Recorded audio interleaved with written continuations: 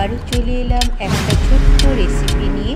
আজ আমি বানাবো সর্ষে পোস্ত দিয়ে পমফ্রেট মাছের ঝাল। দেখুন আমি কিভাবে পমফ্রেট মাছের ঝালটা সর্ষে পোস্ত দিয়ে বানালাম। আপনারা তো সবাই বানাতে পারেন, কিন্তু আমি কিভাবে বানালাম চলুন দেখা যাক। দেখুন আমি 3টে পমফ্রেট মাছ নিয়েছি। পমফ্রেট মাছগুলোকে আমি ভালো করে ধুয়ে নিয়ে পরিষ্কার করে ওর মধ্যে আমি নুন আর হলুদ আর লাল লঙ্কার গুঁড়ো দিয়ে ভালো করে মেখে নেব, ম্যারিনেট করে রেখে দেবো আমি।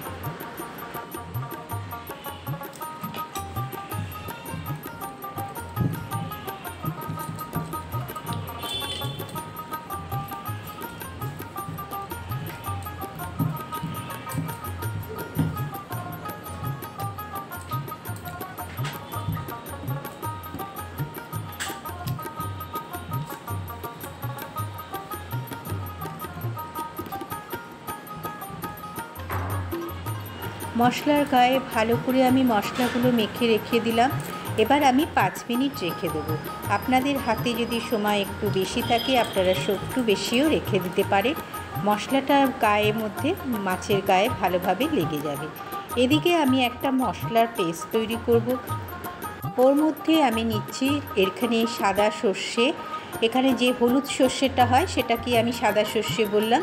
হলুদ সর্ষে, 2টো লঙ্কা আর পোস্ত নিয়ে আমি একটা মশলার পেস্ট তৈরি করব।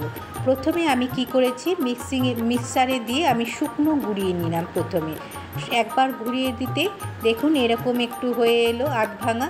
তারপর ওর মধ্যে আমি নুন দিলাম আর 2 চামচ দই দিলাম। দই দিয়ে এবার আমি একটা স্মুথ পেস্ট তৈরি করব।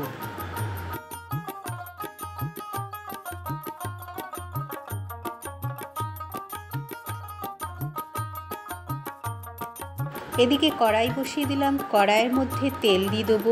অবশ্যই সর্ষের তেলে করবেন রান্নাটা। মাছ সাধারণত সর্ষের তেলেই ভালো লাগে। আমি তেল দিয়ে দিলাম। তেলের মধ্যে আমি এবার একে একে মাছগুলো ছেড়ে দেবো।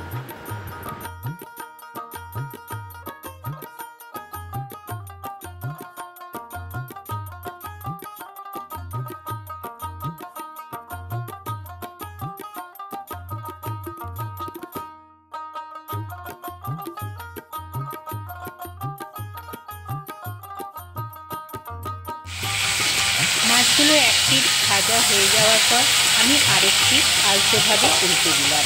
যেহেতু একটু নরম মাছ তাই জন্য বেশি নাড়াচাড়া করবেন না, তাহলে কিন্তু মাছটা ভেঙে যাওয়ার ভয় থাকবে।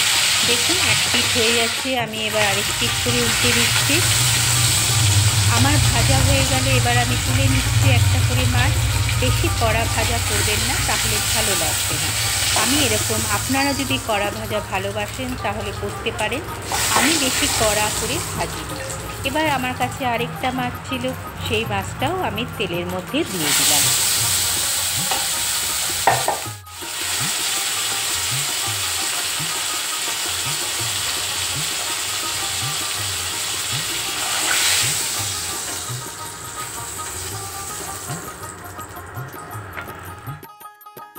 তুলে নিয়ে ওর মধ্যে ফোড়ন হিসাবে আমি এখানে কালো জিরে দিয়েছি।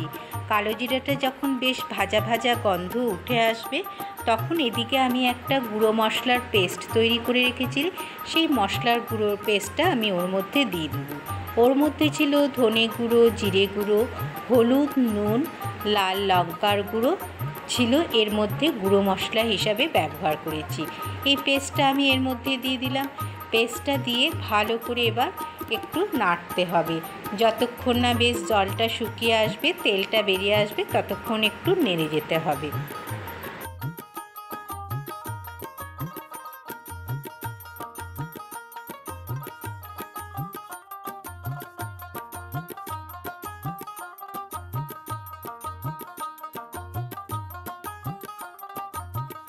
দেখুন আমার অনেকটাই জল শুকিয়ে এসছে।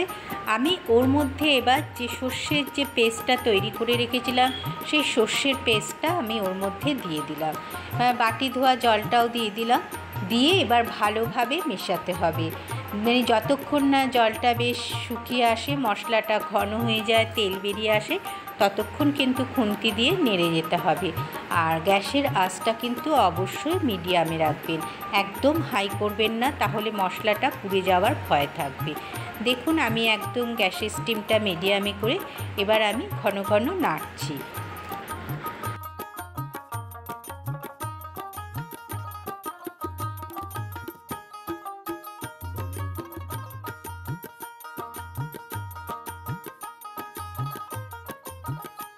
মশলা থেকে অনেকটাই তেল বেরিয়ে এসছে, তখন আমি দুটো কাঁচা লঙ্কা ওর মধ্যে দিয়ে দিলাম। কাঁচা লঙ্কাটা ওপর দিয়ে দিলে বেশ কাঁচা লঙ্কার একটা স্মেল সর্ষে বাটাতে খুবই ভালো লাগে। দেখুন অনেকটাই আমার বেশ তেল বেরিয়ে এসছে, আপনারা তো বুঝতেই পাচ্ছেন কীরকমভাবে তেল বেরিয়ে এসছে। আমি ক্রমশ নেড়ে যাচ্ছি। এবার আমি একে একে মাছগুলো ওর মধ্যে দিয়ে দেবো। অবশ্যই আপনারা আস্তে করে আলতো করে মাছগুলো দেবেন, যাতে মাছগুলো ভেঙে না যায়। এবার মাছগুলো দিয়ে আমি কিন্তু কখনোই খুন্তি দিয়ে এদিক ওদিক করব না। আমি কি করব, কড়াইটাকে একটু ঝাঁকিয়ে নেব। কড়াইটাকে ঝাঁকিয়ে নিলে কি হবে, মশলাটা একটুখানি মিশে যাবে মাছের মধ্যে, মশলাগুলো একটু নাড়ানো হয়ে যাবে। গ্যাসের স্টিমটা কিন্তু মিডিয়ামেই রাখবেন ততক্ষণ পর্যন্ত।